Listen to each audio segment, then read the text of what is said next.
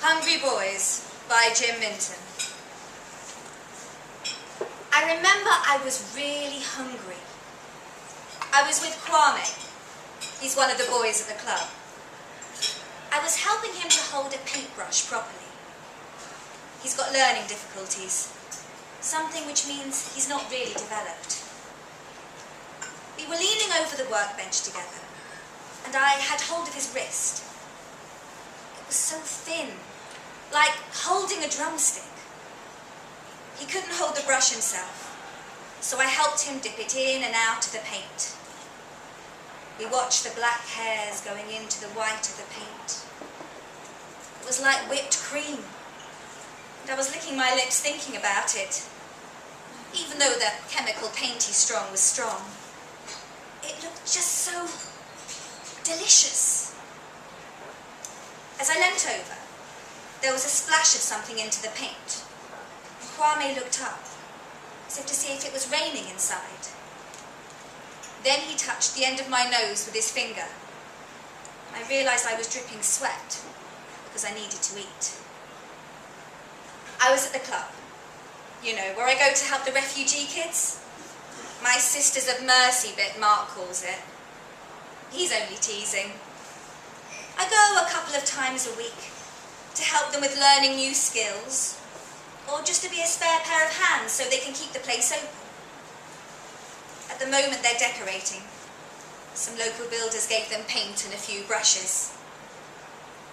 Terrell was running the club that night. He'd called me in the afternoon and said, could I come in and do a session? It was Mark's birthday, and we were going to go out. Mark loves Chinese food. To be honest, I don't really go for it. All those slimy noodles and half-cooked vegetables. But Mark's found this place in Soho. One of those ones where they hang the animals up in the window.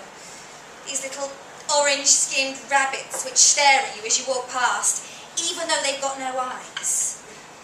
And chickens that aren't even whole chickens. They're just bits of feet and neck. Bit creepy, really. As it was his birthday, though, I'd said yes. We were going to meet for drinks, then head over there. When Terrell called, I told him no.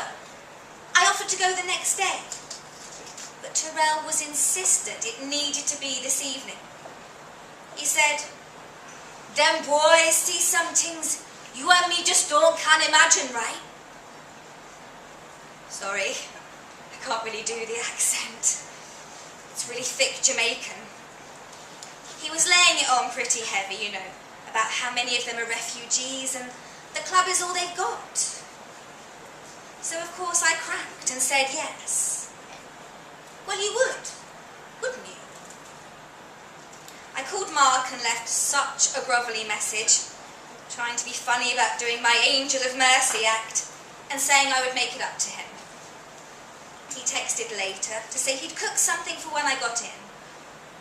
I tried to ring him when I was in the taxi on the way to the club, but it was always on voicemail. So in the end, I just texted him thanks and said I'd get wine. At the club, the boys were pleased to see me. Terrell made me a cup of tea in one of their brown-stained I Heart Hackney mugs.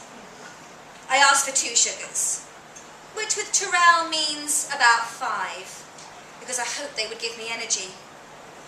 I hadn't eaten all day and knew I would have to be at the club for at least a couple of hours. I started working with Kwame and Christian. Christian was bigger than Kwame, and he was getting on painting the window ledges. He'd found some green paint that didn't go at all with the brown walls, but he was keeping busy so no one seemed to mind. He stopped when he heard Kwame laughing at the sweat dripping off my nose and asked if I was okay. I said no, I was hungry. You weren't really meant to say you weren't okay to the boys, like you were always meant to be positive and supportive. But actually, it seemed like it was good, because Christian put down his brush and said to Terrell that I was hungry and we needed to get some food. Terrell grinned. So, you okay to buy them all chickens then? God, is that racist to do an impression of him? Anyway, he said that if I would pay, then I could take 2 of the boys out and bring back chicken and chips for everyone. I took Christian and Kwame. Outside, the clouds were so low and thick, you could almost taste the sleet that had begun to fall. Kwame led the way. He hardly ever spoke, but I'd seen him enough times with his skinny fingers shiny with chip fat to know that he knew the way to the chicken shop. You could barely see inside Omar's. The windows were so steamed up. Christian opened the door and ran straight to the counter. Omar was in a filthy red shirt, shaking a tray of chips that he'd just taken out of the fryer. The smell of hot oil was nearly making me faint and stinging my eyes. When I asked for 14 bits of chicken and 7 chips, Omar said, 10 minutes, and slunk off into the back. We waited. After a bit, I noticed Kwame was doing something weird. He was pressed against the inside of the glass, his whole body squashed up as he looked out. He was growling, like our old dog used to when she lay in front of the fire. I went to touch his shoulder, when suddenly the door was wide open and about 6 teenage boys were inside. These were big boys, all wearing tracksuit tops or with those body warmer things. I don't know what you call them. One had a bright red t-shirt, tight against his dark skin. Kwame curled up and lay on the floor. Christian got down from the counter. The older boys, they didn't say a word. One of them had a can of Red Bull. I remember the smell. They just stood and watched me and the 2 little ones. Omar had disappeared. I could feel my stomach tying and untying itself. I wasn't hungry now, even though I was, if you know what I mean. It was like they were kind of inspecting me, like I'd wandered into their territory. One of them, I think it was the one with the Red Bull, stepped away from the door. I said to Kwame and Christian, "Come on, you 2. Let's wait outside."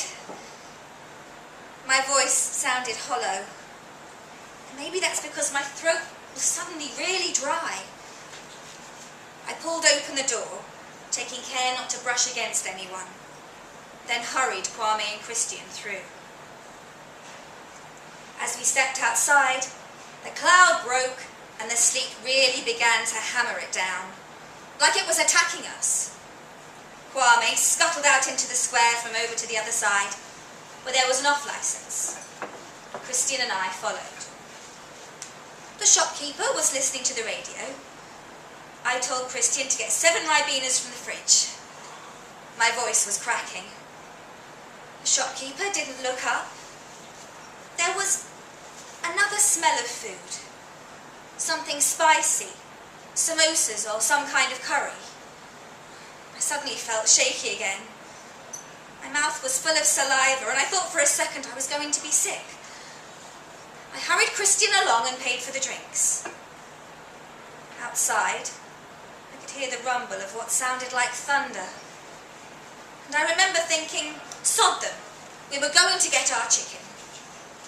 The sleet was now heavier than ever. We crossed the square, then Kwame stopped.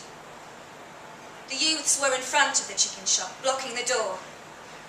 Their bright clothes soaked, squaring up to each other, bouncing about, wrestling. One got pulled down to the ground, then jumped up like a cheetah. They were still not talking, but there was laughing, or more like screeching when they held each other too tight. We stood there, getting wet through.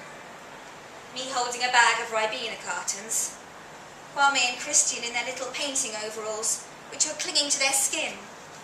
their hair stuck down on their heads. Then there was a shout.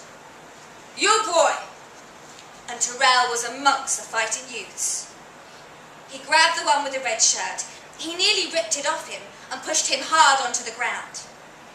Then he squared up to another, who for a second stared him out, then looked down and backed off. We watched as one by one Tyrrell calmed them till they were stood in a circle around him. I reached down for Kwame's hand. It was freezing cold and more brittle than ever. It looked like he'd wet himself, though it was hard to tell as he was soaked.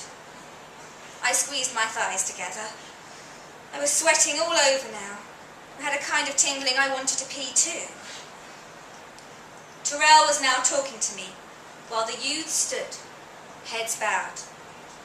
"Chicken! You get chicken, sir!" I put my hand to my mouth. He stepped away from the youths.